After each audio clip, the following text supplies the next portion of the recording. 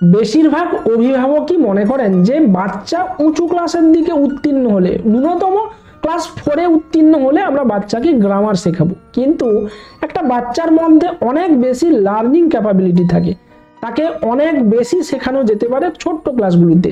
তবে তাকে কোনো প্রকারের প্রেশার না করে খেলার ছলে তাকে পড়াতে হবে।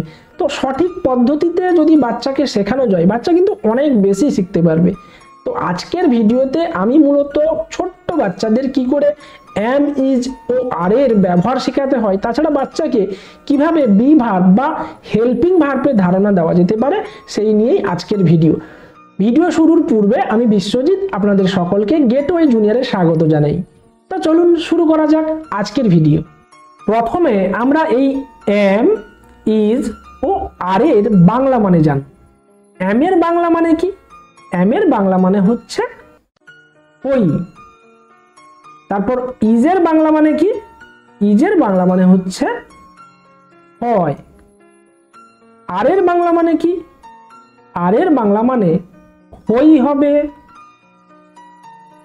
হও হবে এবং হয় হবে। আর এর এই তিনটা বাংলা মানে হয়। এরপর চলো আমরা কয়েকটা বাক্য জানবো। তো এখানে লিখেছি আই এম। আই এম মানে কি? না আমি হই। আই এম মানে আমি হই। আই মানে আমি আর এম মানে হই। এই ছেলেটা বলছে আই এম, আমি হই। এবার এ তার বন্ধুকে দেখিয়ে বলছে তুমি হও। কি বলছে? তুমি হও। তুমি হও ইংরেজি কি হলো? You are. এবার এই দুই বন্ধু এক জায়গায় বসে গেছে, দিয়ে বলছে আমরা হই। দুজন মিলে একসঙ্গে বলছে আমরা হই। আমরা হই। তাহলে আমরা হই ইংরেজি হলো উই আর। উই মানে আমরা আর মানে হই। এবার এই দুই বন্ধু তাদের কয়েকজন বন্ধুকে দেখাচ্ছে, দিয়ে বলছে তাহারা হয়। কি বলছে? তাহারা হয়। তাহারা ইংরেজি কি? দে। THEY দে। দে মানে তাহারা। তাহারা হয়। এবার এই দুই বন্ধু এই ছেলেটাকে দেখাচ্ছে, দিয়ে বলছে সে হয়। সে হয়। আবার এই ছেলেটা এই মেয়েটাকে দেখিয়ে বলছে সে হয়। সে হয়। তাহলে এখানে সে ইংরেজি হলো সি, SAG, আর এখানে সে ইংরেজি হলো হি, HE, হি। তাহলে কেন এখানে হি, কেন এখানে সি হলো বলতো? তোমরা মনে রাখবে, যখন ছেলেদের ক্ষেত্রে, ছেলে সেটা কোনো ছেলে হতে পারে, কোনো কেউ তার বাবাকে দেখিয়ে বলছে তিনি হন, বা তার দাদুকে দেখিয়ে বলছে তিনি হন, মানে সে বা তিনি সম্মান দেখাতে আমরা তিনি বলি। বন্ধু বা আমাদের চেয়ে যারা ছোট সেক্ষেত্রে আমরা সে বলে থাকি।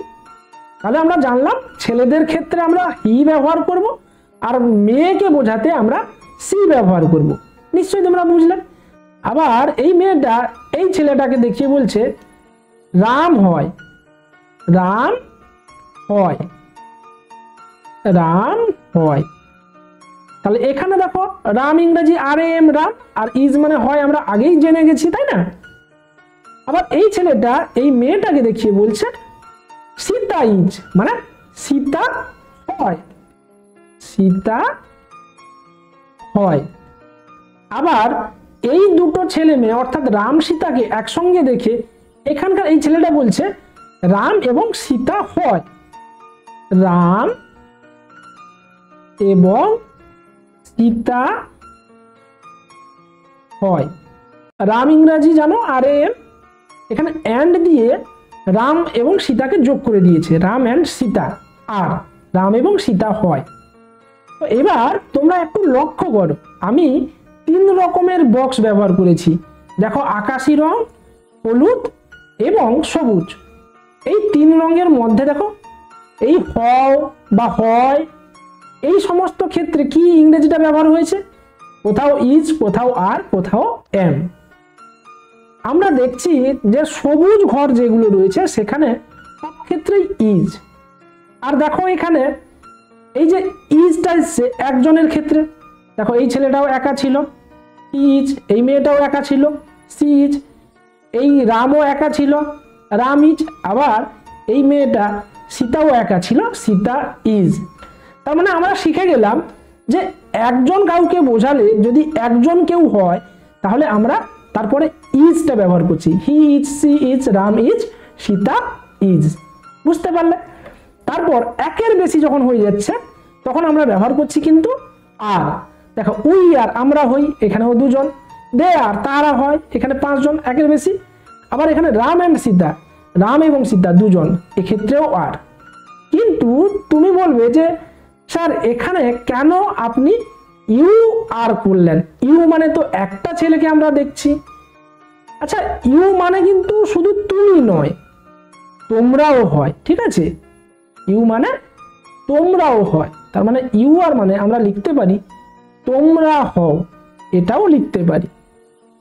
তাহলে এখানে তখন একজনকে না বুঝিয়ে তখন কিন্তু দুজনকে বোঝাতে পারে বা দুইয়ের বেশিকেও বোঝাতে পারে। আমি যদি এখানে আরো দুজনকে এনে এই ছেলেটার পাশে বসিয়ে দিই তাহলে দেখো এখানে কিন্তু একের বেশি হয়ে যাচ্ছে, তাই না? তখন আমরা বলছি তোমরা হও। তাহলে ইউ মানে তুমিও হচ্ছে, তোমরাও হচ্ছে, তাই আমরা ইউ এর পরেও আর বসাচ্ছি। আর এখানে ব্যতিক্রম কে থেকে গেছে বলতো? আই। আই মানে কিন্তু একজন, তাই না? আই একজনকেই বোঝাচ্ছে, কিন্তু আই একটু জেদি টাইপের ছেলে, সে সবসময় কিন্তু এই এম কে সঙ্গে নিয়েই চলবে, বলছে আমি এম ছাড়া অন্য কাউকে নিব না, তাই আই এর পরে সর্বদা এম বসবে। তাহলে আমরা এখানে কি শিখলাম? যে আই এর পরে সর্বদা কিন্তু এম বসে।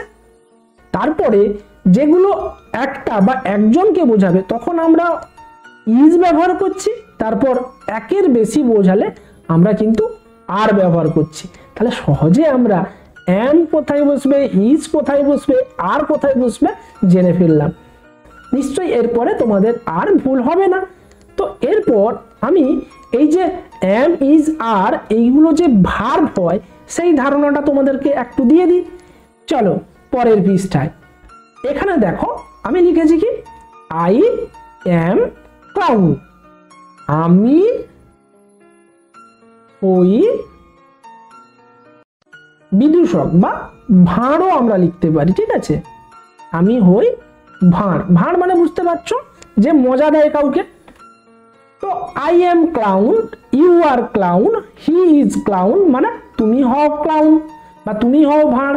হি ইজ ক্লাউন, সে হয় ভাঁড়।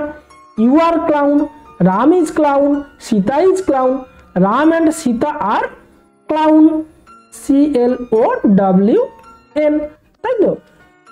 তাহলে আমরা সব ক্ষেত্রে আমরা দেখতে পাচ্ছি যে আমরা সবাই ভাঁড় সেজে ফেলেছি, তার মানে আমরা প্রত্যেকে ভাঁড় হয়ে গেছি। তাহলে এই যে হওয়া, আমরা হলাম, কি হলাম? আমরা সাধারণ একজন ছেলে বা মেয়ে ছিলাম, আমরা প্রত্যেকে ভাঁড়ের পোশাক সেজে নিয়ে আমরা প্রত্যেকে ভাঁড় হয়ে গেছি।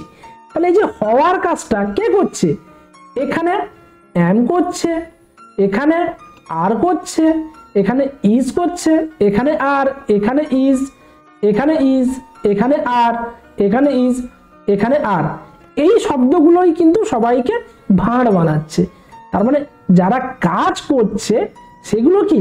তারা ক্রিয়াপদ বা ইংরেজিতে আমরা এদেরকে বলে থাকি ভার্ব, ঠিক আছে? ভার্ব নিয়ে অনেক বিষয় রয়েছে, তোমরা উঁচু ক্লাসে শিখবে, আমি ধীরে ধীরে তোমাদেরকে শেখাবো। এখন এই ভিডিওটা জুনিয়রদের জন্য, তাই তোমরা এভাবে বুঝে রাখো যে কাজ করা বোঝালে আর হয়। আর এখানে কাজ করছে কারা? না এম, ইজ এবং আর, এই তিনজন। তাহলে এই এম, ইজ এবং আর এদেরকে আমরা কি বলবো? না এই তিনটা যে শব্দ এদেরকে আমরা হেল্পিং ভার্ব করব। হেল্পিং ভার্ব, হেল্পিং ভার্ব, ওকে? কারণ কি? এরা হেল্প করলো আমাদেরকে, প্রত্যেককে সাহায্য করলো ভার্ব হতে, তাই না? তাই এরা হেল্পিং ভার্ব। আবার এদেরকে আমরা বি ভার্বও বলে থাকতে পারি। বি ভার্ব, এদেরকে আমরা কি বলবো? Be verb. কারণ কি? এই যে তিনটা শব্দ হওয়া অর্থে ব্যবহার হচ্ছে, তাই না, হতে সাহায্য করছে, তাহলে এই তিনটা ওয়ার্ড যেহেতু আমাদের কিছু হতে সাহায্য করছে, তাই এরা বি ভার্ব। বি মানে হওয়া, বি মানে কি হওয়া, এরা হতে সাহায্য করছে বলো বি ভার্ব। তাহলে এদেরকে আমরা হেল্পিং ভার্বও বলতে পারি, আবার বি ভার্বও বলতে পারি। এইটুকু জাস্ট তোমরা মনে রাখবে। আমরা পরবর্তী সময় কিন্তু এইগুলো নিয়ে আরো বিশদে জানবো। তো ভিডিও ভালো লাগলে অবশ্যই লাইক শেয়ার করবে, চ্যানেলে নতুন হলে চ্যানেলটাকে সাবস্ক্রাইব করতে ভুলবে না। আর তুমি যদি ফেসবুক পেজে দেখে থাকো এই ভিডিও, তাহলে অবশ্যই পেজটাকে ফলো করে দিবে।